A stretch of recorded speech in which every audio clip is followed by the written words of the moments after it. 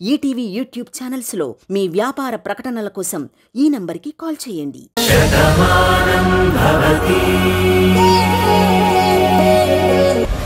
అదేంటమ్మా నువ్వు ఇలా మాట్లాడుతున్నావు? నీ గురించి అక్కడ మావ ఎంతలా ఆలోచిస్తున్నారో కళ్ళారా మేం చూసి వచ్చాం. ఇక్కడ భాను కూడా ఎంత భయపడుతుందో తన భర్తగా నాకు తెలుసు. అలాంటి వాళ్ళ గురించి నువ్వు ఇలా మాట్లాడుతున్నావేంటి?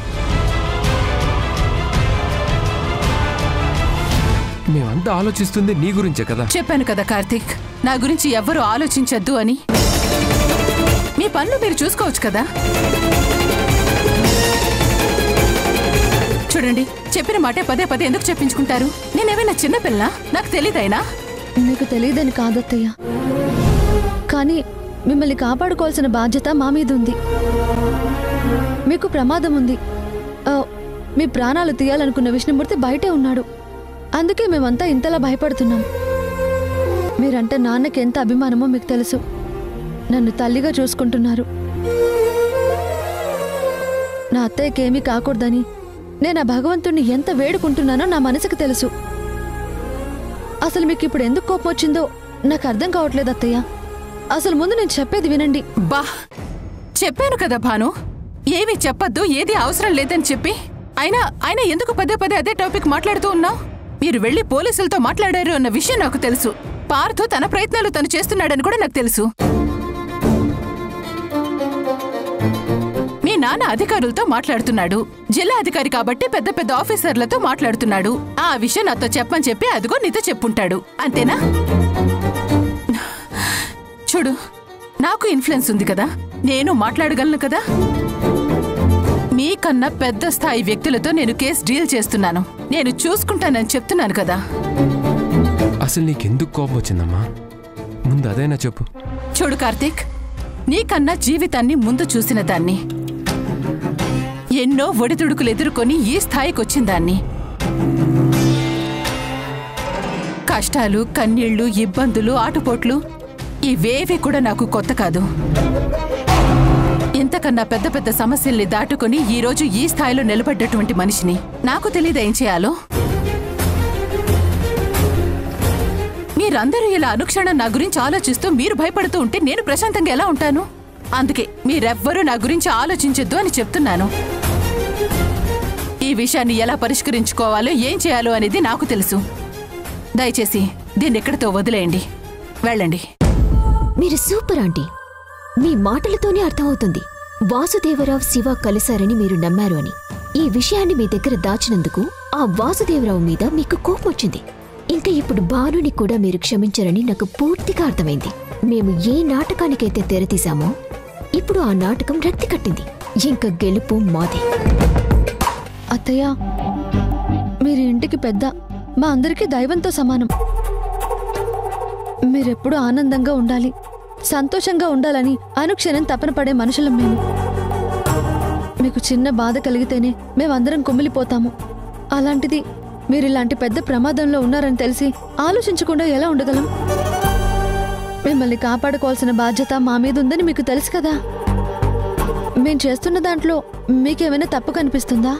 వద్దు భాను, ఇంకేం మాట్లాడద్దు. చెప్పాను కదా, జీవితాన్ని చూసినటువంటి మనిషిని. ప్రమాదం ఎంతదైనా దాన్ని ఎలా ఎదుర్కోవాలనేది నాకు తెలుసు.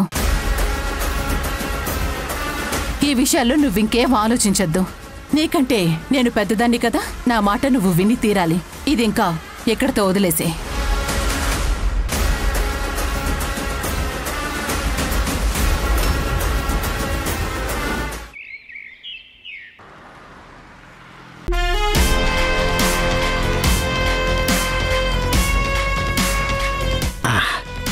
సాధించావమ్మా. మొత్తానికి మనం అనుకున్నది సాధించాం. ఊర్మిళ నమ్మదేమో అని నేనెంతో భయపడ్డాను. కానీ నువ్వు చెప్పింది విన్నాక తను ఖచ్చితంగా నమ్మిందని అర్థమైంది. ఇంకా వాసుదేవరావుని నిలదీయడం ఒక్కటే మిగిలిందమ్మా. ఏ క్షణమైనా ఆ ఇంట్లో తుఫాను మొదలవుతుంది. అదంతా ఈజీగా ఆగిపోదు. భానుని, వాసులని ఆ ఇంటి నుంచి శాశ్వతంగా దూరం చేసేంతవరకు మనం సృష్టించిన ప్రళయం ఆగిపోదు. అవును మావయ్య, రాత్రి ఆంటీ కోపం చూసినప్పుడు నాకు కూడా పూర్తిగా నమ్మకం వచ్చింది. ఒక్క మాట కూడా మాట్లాడనివ్వలేదు. ఎంక్వైరీ మొత్తం నేనే చూసుకుంటాను అంటున్నారు. భాను చెప్పడానికి ప్రయత్నిస్తున్నా ఆంటీ వినిపించుకోలేదు. దాంతో భాను మొహం మాడిపోయింది. ఆంటీ కోపం చూస్తే నాకే ఆశ్చర్యం అనిపించింది. ఇంక యుద్ధం ఏ క్షణమైనా మొదలవుతుంది. చూడమ్మా, ఎంత పెద్ద గొడవైనా భాను చల్లార్చాలని చూస్తుంది. ఆ అవకాశం భానుకు మాత్రం ఇవ్వకు. అగ్నిలో ఆజ్యం పోస్తేనే మంట అగ్నిశిఖంలా పైకి లేస్తుంది. ఆకాశాన్ని కూడా అంటిస్తుందేమని భయమేస్తుంది. ఆ మంట అలాగే ఉండాలి. నువ్వా ఇంట్లో మంటని అలా పెంచుతూనే ఉండాలి.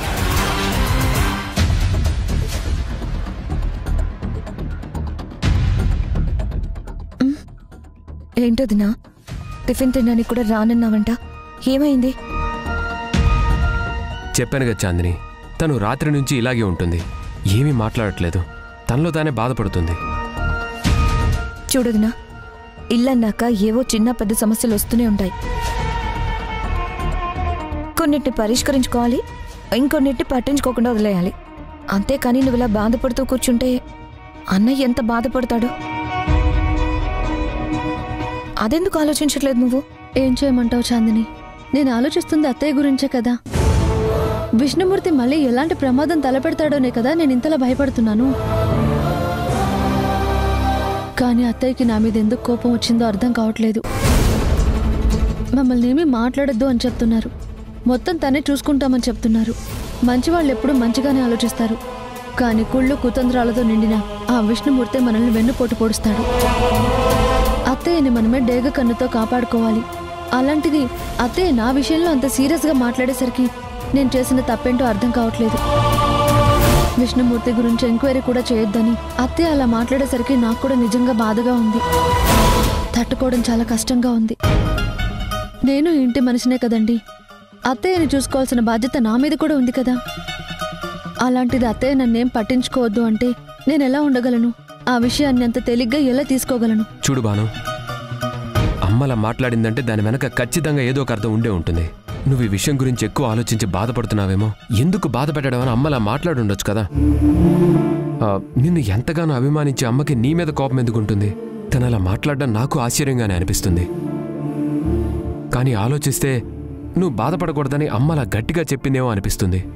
అలా ఎందుకు ఆలోచించకూడదు నువ్వు? లేదండి, నేనేదో తప్పు చేశాను కాబట్టి అలా మాట్లాడరేమో అనిపిస్తుంది. నిజంగా మా వల్ల ఏదైనా తప్పు జరుగుంటే ఆ తప్పేంటో చెప్పొచ్చు కదా. కానీ చెప్పకుండా అత్తయ్య అలా మాట్లాడేసరికి నాకెందుకో భయంగా ఉందండి. చూడదునా, అమ్మ మనసులో ఎంతో ప్రేమ ఉంటుంది. కానీ ఒక్కోసారి అమ్మ మాట తీరు చూస్తే అది కోపమేమో అని మనకు అనిపిస్తుంది. కానీ ఖచ్చితంగా అర్థం ఇంకొకటి ఉంటుంది. అవును భాను, అమ్మలా ఎందుకు మాట్లాడిందన్నది తర్వాత నేను తెలుసుకుంటాను. నీ మీద అమ్మ కోపం వచ్చిందంటే నేను నమ్మను. ఇక దీని గురించి నువ్వు ఎక్కువ ఆలోచించుకో. లేదండి, అత్తయ్య కోపంలో ఉన్నా ఇంకోలా అన్నా కూడా నేను ఈ విషయాన్ని అంత తేలిగ్గా తీసుకోను. అత్తయ్య నన్ను తిట్టినా కొట్టినా సరే ఆవిడ్ని కాపాడాల్సిన బాధ్యత నా మీద ఉంది. మావయ్య, ఆంటీ కోపం వచ్చింది నిజమే, అందులో ఎలాంటి సందేహం లేదు. కానీ భాను కూడా ఈ విషయాన్ని అంత తేలిక వదిలేస్తుంది అనుకుంటే అది మన తెలివి తక్కువతనమవుతుంది. ఇన్నాళ్ళు భాను మీద గెలిచినట్టే కనిపిస్తున్నాం తప్ప గెలవలేకపోతున్నాం. కానీ ఈ అవకాశాన్ని మనం ఎటువంటి పరిస్థితుల్లోనూ వదులుకోకూడదు. ఈ విషయంలో భానుని ఓడించి తీరాలి. ఇదే బ్రహ్మాస్త్రంగా మార్చి భానుని ఆ ఇంటికి శాశ్వతంగా దూరం చేయాలి.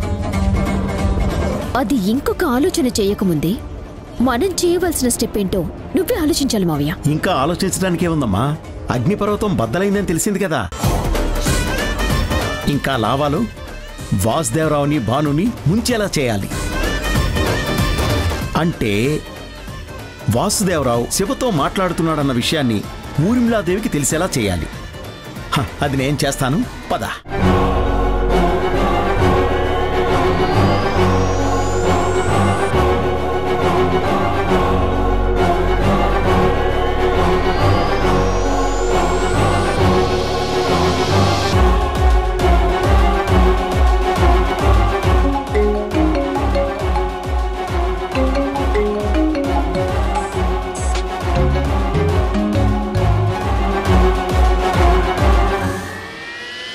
హలో నాన్న, ఈరోజు కలుద్దామని చెప్పాను కదా, నువ్వు వస్తున్నావు కదా?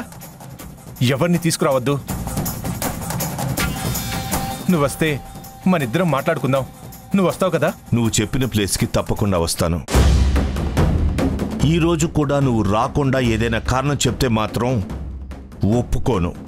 ఇంకోసారి కలవడానికి కూడా రాను. తప్పకుండా కలుద్దాం నాన్న. నేనే చెప్పాను కదా, ప్లేస్ కూడా నేనే చెప్పాను. నీకు ఎదురుపడాలని నాకు కూడా ఉంది నాన్న. ఈరోజు నేను అనుకున్నది ఖచ్చితంగా జరుగుతుంది. మీ జీవితంలో మీరు ఊహించలేనంత ఆనందం దొరుకుతుంది. తొందరగా రా నాన్న.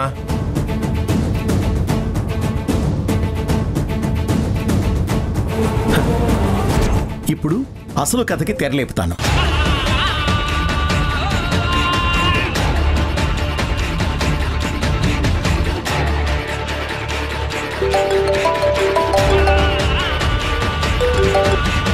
మళ్ళీ ఏంటి? నేను మీకు అబద్ధం చెప్తున్నాను అనుకుంటున్నారు కదా? నేను చెప్పేది అబద్ధం కాదు, నిజం. మీ మంచి కోరుకునే వ్యక్తిగా మీకు తెలియాల్సిన నిజం చెప్తున్నాను. అసలు ఎవర్రా నువ్వు? నీకు మాకు సంబంధం ఏంటి? అరే, మా ఇంటి విషయాల్లో నువ్వెందుకురా జోక్యం చేసుకుంటున్నావు? ముందు నువ్వెవరో చెప్పు. నీ మాటలు నమ్మాలో లేదో అనేది నేను చెప్తాను.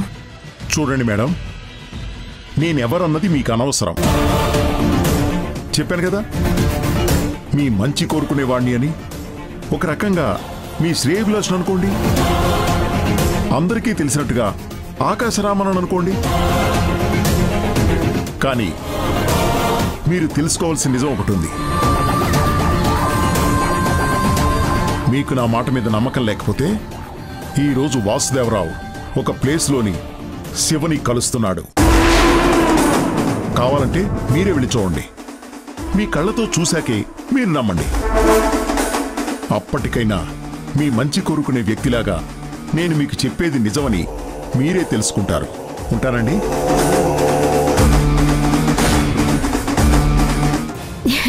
సూపర్ మావయ్య, అందర్నీ పద్మవ్యూహంలోకి కరెక్ట్గా తీసుకొస్తున్నావు. ఈ పద్మవ్యూహాన్ని భాను ఛేదించలేదు. నాకెందుకో ఆ విష్ణుమూర్తి కొత్త ప్లాన్ ఏదో చేస్తున్నాడు అనిపిస్తోంది. అదేంటో నేను తెలుసుకుంటాను. అత్తయ్యకి ఏం జరగకుండా నేను చూసుకుంటాను. ఆ విష్ణుమూర్తి చేసే ప్రతి ప్రయత్నాన్ని అడ్డుపడతాను. తనెక్కడున్నాడో నేను కనిపెడతాను.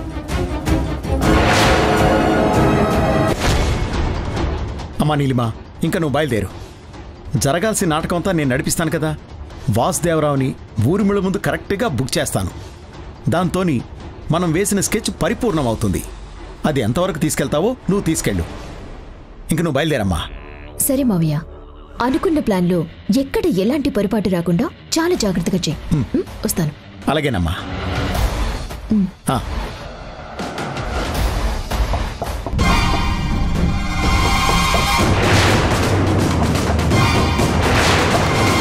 ఇక్కడికి ఎవరో వచ్చారమ్మా. నువ్వు ఇక్కడికి రావడం ఎవరైనా చూసారా? లేదు మావయ్య, నేను ఇక్కడికి వస్తున్నాను అంటే ముందు వెనుక చాలా జాగ్రత్తగా ఫాలో అవుతాను. నన్నెవ్వరూ అబ్జర్వ్ చేయలేదని నిర్ణయించుకున్నాక నేను ఇక్కడికి వచ్చాను. ఈ ప్లేస్ నీకు నాకు తప్ప ఇంకెవ్వరికి తెలిసే అవకాశమే లేదు. లేదని మనం అనుకుంటే సరిపోదమ్మా. ఎవరో తలుపు కొడుతున్నారంటే తెలిసిన వాళ్ళు అన్నట్టే కదా. పొరపాటున భాను వాళ్లకు మన సంగతి తెలిసిపోయిందంటావా? అనవసరంగా నువ్వు టెన్షన్ పడి నన్ను టెన్షన్ పెట్టుకు మావయ్య. ఎవరికైనా ఎలా తెలుస్తుంది? చెప్పాను కదా, నేను ఇక్కడికి వచ్చే ముందు చాలా జాగ్రత్తలు తీసుకుని వస్తానని. ఉండు, చూస్తానుండు. చూడు.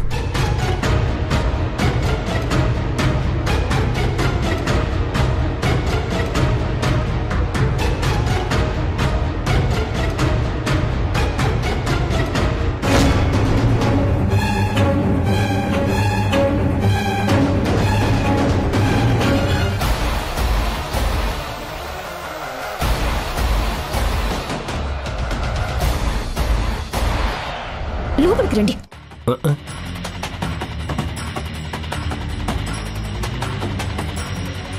మీరిక్కడికి ఎందుకు వచ్చారు డాక్టర్? నేనేం రమ్మని చెప్పలేదే. మీ అవసరం ఉంటే మీరు పిలుస్తారు, కానీ ఇప్పుడు నేను ఇలా రావడం నాకు అవసరం. మీకు కూడా అవసరం ఉంది, అందుకే ఇలా వచ్చాను. ఆదివారం ఈనాడు బుక్లో పజిల్లాగా పజిల్ భాషలో చెప్పకుండా ఎందుకు వచ్చావో అది చెప్పు. ఆ రోజు మీరు ఇచ్చిన డబ్బు కక్కుర్తిపడి మీరు చనిపోయారని డెత్ సర్టిఫికెట్ ఇచ్చాను. వేరే బాడీకి మొత్తం క్లాతులు కప్పి పోలీసులకు అప్పగించాను. ఈ నిజం ఎప్పటికీ బయటకు రాదనుకొని నేను చాలా ధైర్యంగా ఉన్నాను. కానీ ఏం జరిగింది? మీరేమో సైట్ విజిట్కి వెళ్ళినట్టు బయట తిరగడం మొదలుపెట్టారు. దాంతో మొత్తం పెద్ద పెంట అయిపోయింది. మీరు తప్పించుకు తిరుగుతున్నారని వాళ్ళు వెతుకుతున్నారు. భాను కూడా మా ఇంటికొచ్చి నన్ను నిలదీసిందండి. బాను నిలదీస్తే మొత్తం చెప్పిస్తావా? డబ్బులు తీసుకున్నావు కదా, ఆ మాత్రం జ్ఞానం లేదా నీకు? చూడండి నీలిమ గారు, కోపంలో మీరేం మాట్లాడుతున్నారో మీకు అర్థం కానట్టుంది. నేను డబ్బులు తీసుకున్నది బతుకును మీ మావయ్య చనిపోయాడని చెప్పడానికి, డెత్ సర్టిఫికెట్ ఇవ్వడానికి, అంతేగాని నిజాన్ని దాచడానికి కాదు. ఇప్పుడు ఈ నిజం బయటపడిందంటే మేమే కాదు, నువ్వు కూడా ఇరుక్కుంటావు. ఆ మాత్రం బాధ్యత నీకు లేదా? నాకు బాధ్యత ఉంది కాబట్టే బాధ్యతగా ఈ విషయం మీకు చెప్పడానికి వచ్చాను. మహా అయితే నన్ను సస్పెండ్ చేస్తారు, ఓ 6 నెలలు జైల్లో పెడతారు. కానీ మీ పరిస్థితి ఏంటి? చేసిన చీటింగ్కి ఈసారి నిజంగా హార్ట్అటాక్ వచ్చినా ఎవ్వరూ నమ్మరు. చస్తే జైల్లో చావని వదిలేస్తారు. లేదు డాక్టర్, ఎటువంటి పరిస్థితుల్లో నువ్వు నోరు విప్పకూడదు. ఏం జరిగినా నేను చూసుకుంటాను. నేను చెప్పినట్టు మాత్రమే నువ్వు చెయ్యి. అయ్యో, తప్పకుండా చేస్తాను మేడం. కాకపోతే డాక్టర్ని కదా, పని చెయ్యాలంటే ఫీజు తీసుకుంటాను. ఈ నిజం నా గుండెలను ఉండిపోవాలి అంటే మీరు నాకు 10 కోట్లు ఇవ్వాలి. 10 కోట్ల అంటే అవి ఏమైనా వేసుకునేవా బీరువాలో దాచుకోవడానికి? నోటుకొచ్చింది కదా అని అడగడం కాదు. మీ ప్రాణాల కన్నా 10 కోట్లు గొప్పవేం కాదు కదా సార్. ఎన్ని ఎంక్వైరీలుంటాయి, ఎంత ప్రెషర్ ఉంటుంది, ఎన్ని విధాలుగా నన్ను ఇబ్బంది పెడతారు. అవన్నీ తట్టుకొని ఈ నిజాన్ని నేను దాచాలి అంటే ఖచ్చితంగా మీరు నాకు నేను అడిగిన డబ్బులు ఇవ్వాలి. మీకో సంగతి తెలుసా? ఇక్కడ లొకేషన్ ఎవరు ట్రై చేయకుండా ఉండడం కోసం నా ఫోన్ కూడా ఇంట్లో వదిలేసి వచ్చాను. నేనేం చేసినా అంత జాగ్రత్తగా చేస్తాను. అందుకే ఈ నిజాన్ని నా దగ్గర నుంచి రాబట్టడానికి ఎవరు ఎన్ని ప్రయత్నాలు చేసినా వాటన్నిటిని నేను తట్టుకొని నిలబడాలి అంటే నేను అడిగిన డబ్బు మీరు ఇవ్వాలి. తొందరగా రెడీ చేసుకోండి, వస్తాను.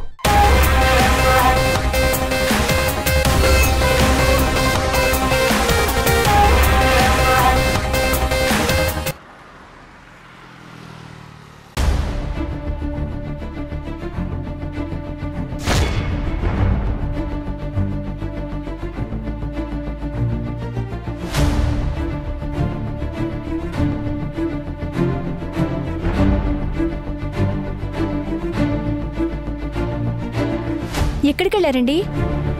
నీకు అనవసరం అనుకుంటాను. నా ప్రతి విషయంలో నువ్వు తలదోర్చుకో. నీ పని నువ్వు చూసుకో. చెప్పానుగా నాకు చాలా పనులుంటాయని. నేనేం చేసినా మీ గురించి అని చెప్పాను కదా.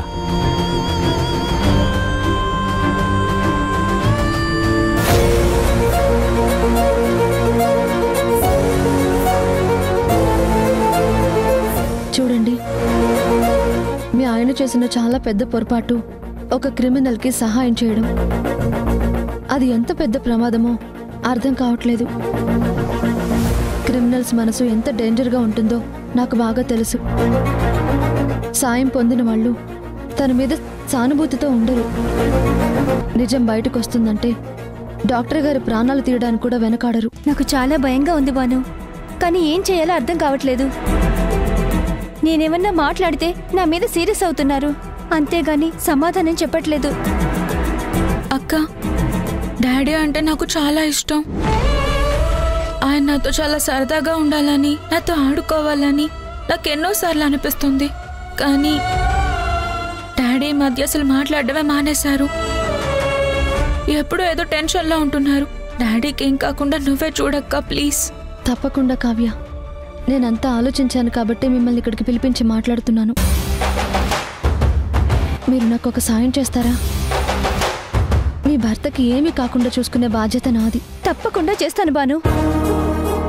నా 5వ తరం నిలబెడతానని నువ్వు ఇంతలో మాటిస్తుంటే కాపాడుకోవాల్సిన బాధ్యత నాకు ఉంది కదా. మనం ఎన్ని విధాలుగా ప్రయత్నించినా ఆయన నిజం చెప్పట్లేదు కాబట్టి ఆయన నుంచి నిజం తెలుసుకోవడానికి ఒకే ఒక్క మార్గం ఉంది. ఆయన ఎక్కడికి వెళ్తున్నారు ఏంటి అనేది ప్రతి విషయం నాకు చెప్పండి. తప్పకుండా చెప్తాను. కానీ ఆయన బయటకు వెళ్ళేటప్పుడు ఎక్కడికి అడిగితే మాత్రం సమాధానం చెప్పట్లేదు. కానీ ఎలా తెలుసుకోవాలి? మీ పరిస్థితి నాకు తెలుసండి. దీన్ని లొకేషన్ ట్రాకర్ అంటారు. దీన్ని ఆయన కారులో ఆయన కనిపించకుండా పెట్టండి. ఆయన ఎక్కడికి వెళ్ళినా తన గురించి తెలుస్తుందని ఫోన్ వదిలేసి వెళ్ళొచ్చు. తన ఆచూకీ తెలియకూడదని జాగ్రత్త పడచ్చు. కానీ కారుకి ఇలా ట్రాకర్స్ ఫిక్స్ చేస్తారని ఆయన అసలు ఊహించరు. మీరు ఈ ట్రాకర్ని కారుకి పెట్టండి. ఎక్కడికి వెళ్ళారనేది ఇది ట్రాక్ చేసి చూపిస్తుంది. ఆ మెసేజ్ నాకు పంపించండి చాలు.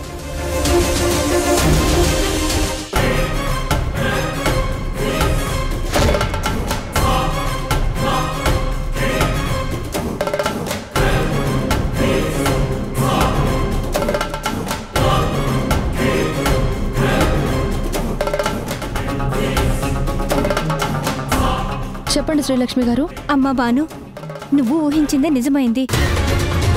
ఆయన ఫోన్ ఇంట్లోనే వదిలేసి బయటికెళ్లారు. ఆ ట్రాకర్లో ఒక లొకేషన్ ట్రేస్ అయింది. అది నీకు సెండ్ చేశానమ్మా.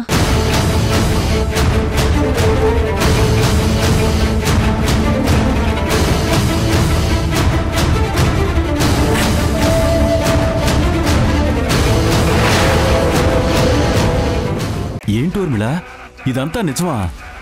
చెప్పాను కదండి, ఆ నిజాన్ని బయట పెట్టడానికి వెళ్తున్నారని. శివని తను కలుస్తున్నాడన్న విషయం నేను ఊహించలేకపోయాను. ఈ విషయాన్ని మన దగ్గర దాచాడంటే నాకెందుకో నమ్మకం కలగడం లేదు. నమ్మడం కాదండి, అసలు ఇదంతా ఎవరు చేస్తున్నారో ఎందుకు చేస్తున్నారో అనేది నాకు తెలుసు.